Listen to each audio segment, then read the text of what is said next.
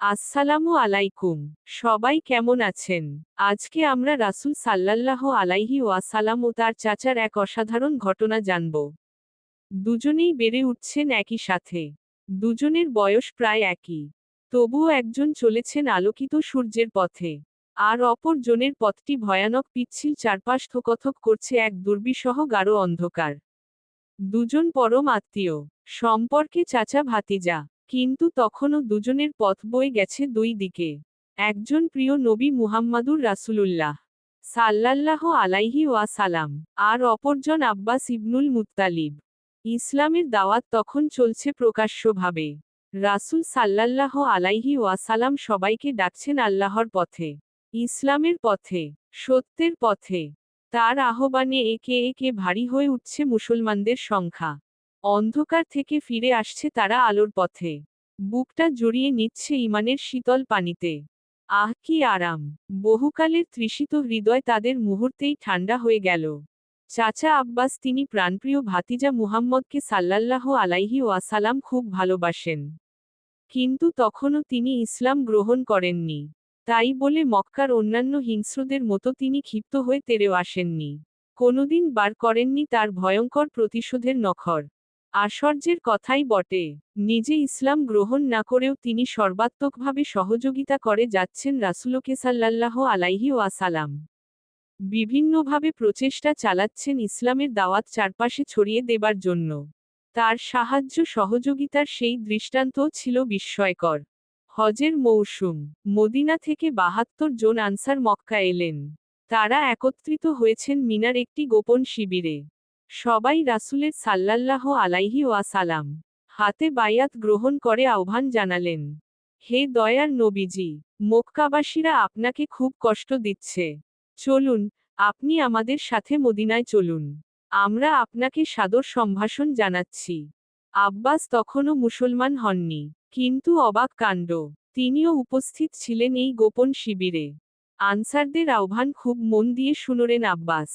তারপর তাদেরকে বললেন, হে খাওরাজ কওমের লোকেরা, আপনাদের জানা আছে, মুহাম্মদ সাল্লাল্লাহু আলাইহি ওয়াসাল্লাম স্বীয় গোত্রের মধ্যে সম্মান ও মর্যাদার সাথেই আছেন। শত্রুর মোকাবেলায় সর্বক্ষণ আমরা তাকে হেফাজত করেছি। এখন তিনি আপনাদের কাছে যেতে চান।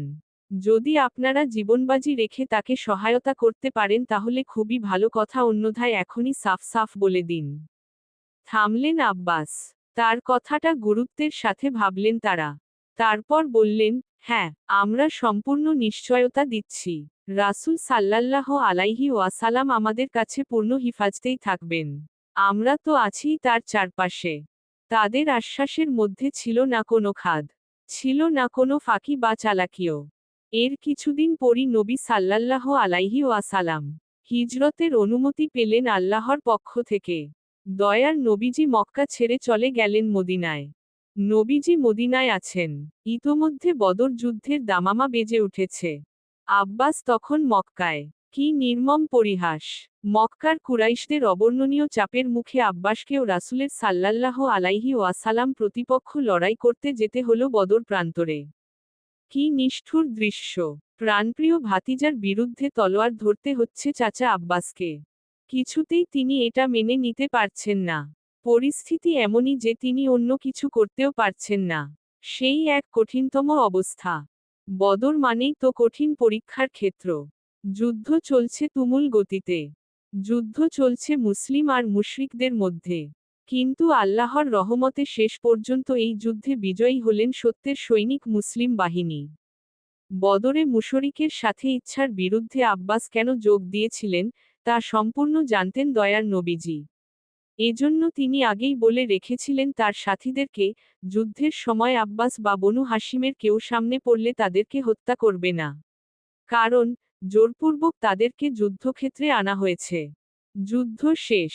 মুসলমানদের হাতে বন্দী হলেন মুশরিকদের সাথে আব্বাস, আকিল ও নাওফিল ইবনে হারিস। নিয়ম অনুযায়ী সকল বন্দীকেই বেঁধে রাখা হয়েছে। তার ভেতরে আছেন আব্বাসও। কিন্তু অন্যদের চেয়ে আব্বাসের বাঁধনটি ছিল অনেক বেশি শক্ত। এত শক্তভাবে তাকে বাঁধা হয়েছিল যে তিনি বেদনায় কেবলই ককিয়ে উঠছিলেন। রাতে ঘুমিয়ে আছেন নবী মুহাম্মদ সাল্লাল্লাহু আলাইহি ওয়াসাল্লাম। হঠাৎ এক কাতর কণ্ঠের আর্তচিৎকারে তার ঘুম ভেঙে গেল। সাহাবারা রাসূলের সাল্লাল্লাহু আলাইহি ওয়াসাল্লাম ঘুমের ব্যাঘাতের কথা ভেবে আব্বাসের বাঁধনটা ঢিলা করে দিলেন। থেমে গেল তার যন্ত্রণাদায়ক কাঁকানি। রাসূল জিজ্ঞেস করলেন, কি ব্যাপার? আর কোনো কাতর কণ্ঠস্বর শুনছি না কেন? তারা বললেন, বাঁধন ঢিলা করে দিয়েছি। রাসূল সাল্লাল্লাহু আলাইহি ওয়াসাল্লাম সাথে সাথে নির্দেশ দিলেন, সকল বন্দির বাঁধনই ঢিলা করে দাও। ইনসাফ আর ইহসান কাকে বলে? রাসূলি সাল্লাল্লাহু আলাইহি ওয়াসাল্লাম তার উত্তম নিদর্শন। বদর যুদ্ধে বন্দীদের কাছ থেকে মুক্তিপণ নিয়ে তাদেরকে ছেড়ে দেবার সিদ্ধান্ত হল। আব্বাসের আম্বা ছিলেন মদিনার আনসার গোত্র খাজরাজের কন্যা। এই কারণে খাজরাজ গোত্রের সবাই রাসূলের সাল্লাল্লাহু আলাইহি ওয়াসাল্লাম কাছে অনুরোধ করল, আব্বাস তো আমাদেরই ভাগ্নে, আমরা তার মুক্তিপণ মাফ করে দিচ্ছি। তাদের প্রস্তাব একবাক্যে নাকচ করে দিলেন রাসূল। বললেন, না, তা কখনোই হতে পারে না। কারণ এটা সাম্যের খেলাফ। বরং তিনি আব্বাসে মুক্তিপণের পরিমাণটা একটু বেশিই করে দিলেন। কারণ তিনি জানতেন, সেই অর্থ পরিশোধ করার ক্ষমতা তার আছে। এত অর্থ? বিস্মিত হয়ে আব্বাস অনুনয় বিনয়ের সাথে তার অক্ষমতা প্রকাশ করলেন, আমি তো অন্তর থেকে আগেই মুসলমান হয়েছিলাম। মুশরিকরা আমাকে বাধ্য করেছে এই যুদ্ধে অংশ নিতে। আব্বাসের কথা শুনে রাসূল সাল্লাল্লাহু আলাইহি ওয়াসাল্লাম বললেন, অন্তরের অবস্থা আল্লাহ পাকই ভালো জানেন। আপনার দাবি সত্য হলে আল্লাহই তার প্রতিদান দেবেন। তবে বাহ্যিক অবস্থার বিচারে আপনাকে কোনো প্রকার সুবিধা দেয়া যাবে না। আর মুক্তিপণ আদায় আপনার অক্ষমতাও গ্রহণযোগ্য নয়। কারণ, আমি জানি মক্কার উম্মুল ফজলের কাছে আপনি মোটা অঙ্কের অর্থ রেখে এসেছেন। রাসূলের এ কথা শুনে আব্বাস বিস্ময়ের সাথে বললেন, আল্লাহর কসম, আমি ও উম্মুল ফজল ছাড়া আর কেউ এই অর্থের কথা জানে না। আমার নিশ্চিত বিশ্বাস, আপনি আল্লাহর রাসূল। সত্যি সত্যি তিনি নিজের ভ্রাতুসূত্র আকিল এবং নাওফিল ইবনে হারিসের পক্ষ থেকে মোটা অঙ্কের মুক্তিপণ আদায় করে বন্দিদশা থেকে মুক্তি লাভ করলেন। দ্বিতীয় অংশ। মক্কা বিজয়ের কিছু পূর্বে হযরত আব্বাস সপরিবারে মদিনায় হিজরত করলেন। রাসূলের সাল্লাল্লাহু আলাইহি ওয়াসাল্লাম খেদমতে হাজির হয়ে তিনি প্রকাশ্যে ইসলাম কবুলের ঘোষণা দিলেন। সেই সাথে তিনি মদিনায় স্থায়ীভাবে বসবাসও শুরু করলেন। হযরত আব্বাস, সেই আব্বাস এখন বদলে গেছেন সম্পূর্ণ। ইসলাম গ্রহণের পর তিনি তার পুরো জীবনটাই বিলিয়ে দিয়েছেন ইসলামের খেদমতে। মক্কা বিজয়ে তিনি অংশগ্রহণ করেছেন। হুনাইনের অভিযানে রাসূলের সাল্লাল্লাহু আলাইহি ওয়াসাল্লাম সাথে একই বাহনে আরোহী ছিলেন তিনি।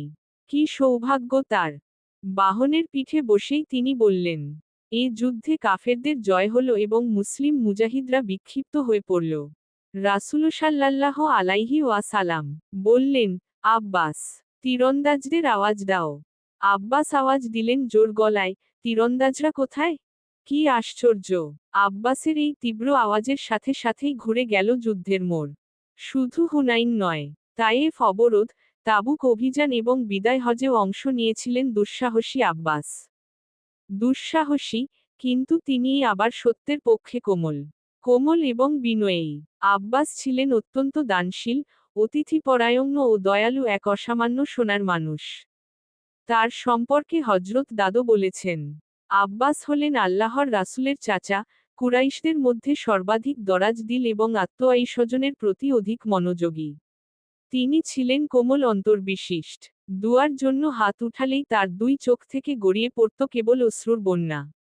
এই কারণে তার দুয়ার একটি বিশেষ আছরও লক্ষ্য করা যেত। আর মর্যাদার দিক দিয়ে আব্বাস ছিলেন অসাধারণ। স্বয়ং রাসূলে কারিমও চাচা আব্বাসকে খুব সম্মান করতেন। তার সামান্য কষ্টকেও দুঃখ পেতেন দয়ার নবীজি সাল্লাল্লাহু আলাইহি ওয়াসাল্লাম। একবার কুরাইশদের একটি রূঢ় আচরণ সম্পর্কে রাসূলের কাছে আব্বাস অভিযোগ করলে রাসূল ক্ষিপ্ত হয়ে বললেন, সেই সত্তার শপথ, যার হাতে আমার জীবন, যে ব্যক্তি আল্লাহ ও রাসূলের জন্য আপনাদের ভালোবাসেন না, তার অন্তরে ঈমানের নূর থাকবে না। হযরত আব্বাসকে এমনই ভালোবাসতেন আর শ্রদ্ধা করতেন রাসূল সাল্লাল্লাহু ওয়াসাল্লাম। কি অতুলনীয় রাসূলের সেই ভালোবাসা আর সম্মানের নিদর্শন! একবার রাসূল সাল্লাল্লাহু আলাইহি ওয়াসাল্লাম একটি বৈঠকে কথা বলছেন হযরত আবু বকর এবং উমর রাদিয়াল্লাহু এর সাথে। এমন সময় সেখান উপস্থিত হলেন হজরত আব্বাস। চাচাকে দেখেই রাসূল সাল্লাল্লাহু আলাইহি ওয়াসাল্লাম তাকে নিজের ও আবু বকরের মাঝখানে বসালেন। আর তখনই রাসূল সাল্লাল্লাহু আলাইহি ওয়াসাল্লাম তার কণ্ঠস্বর একটু নিচু করে কথা বলা শুরু করলেন। আব্বাস চলে গেলেন। আবু বকর জিজ্ঞেস করলেন, হে রাসূল, এমনটি করলেন কেন? রাসূল সাল্লাল্লাহু আলাইহি ওয়াসাল্লাম বললেন, জিবরাইল আমাকে বলেছেন, আব্বাস উপস্থিত হলে আমি যেন আমার কণ্ঠস্বর নিচু করে, যেমন আমার সামনে তোমাদের কণ্ঠস্বর নিচু করার নির্দেশ তিনি দিয়েছেন। রাসূলে কারিমের সাল্লাল্লাহু আলাইহি ওয়াসাল্লাম পরবর্তী খোলাফায়ে রাশেদিন ও হজরত আব্বাসের মর্যাদা এবং সম্মানের প্রতি ছিলেন অত্যন্ত সতর্ক। হজরত উমর এবং হজরত উসমান রাদিয়াল্লাহু ঘোড়ার ওপর সওয়ার হয়ে তার পাশ দিয়ে অতিক্রম করার সময় তার সম্মানার্থে ঘোড়া থেকে নেমে পড়তেন। বলতেন, ইনি হচ্ছেন রাসূলের সাল্লাল্লাহু আলাইহি ওয়াসাল্লাম চাচা। হজরত আবু বকর একমাত্র আব্বাসকেই নিজের আসন থেকে সরে গিয়ে স্থান করে দিতেন। হজরত আব্বাস সাগর সমান এই মর্যাদা আর সম্মান কি তার এমনিতেই এসেছে? এই মর্যাদা অর্জন করতে গিয়ে তাকে পাড়ি দিতে হয়েছে ঈমানের বিশাল দরিয়া। আর টপকাতে হয়েছে তার একের পর এক আগুন এবং ধৈর্যের উপত্যকা। বৈরী বাতাসে সাঁতার কেটেই তো একসময় এভাবে পৌঁছানো যায় প্রশান্ত এবং আলোকিত এক নির্ভরতার উপকূলে। ভিডিওটি কেমন লেগেছে কমেন্ট করে জানাবেন। ভিডিওটি ভালো লাগলে চ্যানেলটি সাবস্ক্রাইব করবেন। ভিডিওটি দেখার জন্য ধন্যবাদ।